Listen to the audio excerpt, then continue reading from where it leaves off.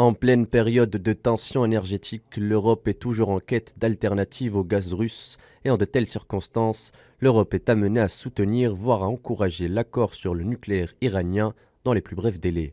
Un accord sur le nucléaire iranien lèvera l'embargo sur les hydrocarbures du pays, ce qui pourrait considérablement alléger la différence entre l'offre et la demande du gaz mondial et des hydrocarbures en général. Concernant le pétrole dont le cours du baril a rapidement grimpé au début de la guerre en Ukraine, l'Iran possède actuellement une réserve de 90 millions de barils stockés dans le golfe Persique et au large de la Chine. Cette quantité pourra à court terme compenser les 1,2 million de barils de pétrole que l'Union européenne importe de la Russie. Sur le moyen et long terme, l'accord sur le nucléaire iranien permettra à l'Iran d'atteindre les 50 millions de barils par jour, une quantité incomparable avec le niveau d'exportation en 2016 de 3,8 millions.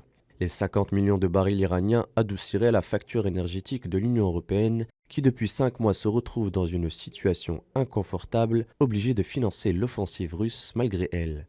L'Iran, bien qu'ayant mis l'accent sur le pétrole aux dépens du gaz, dispose de réserves de gaz naturel non négligeables. Après l'accord sur le nucléaire de 2015, les multinationales s'étaient portées volontaires pour l'exploitation du gaz iranien avant que le retrait américain ne vienne changer la donne, limitant drastiquement toute exportation d'hydrocarbures iraniens.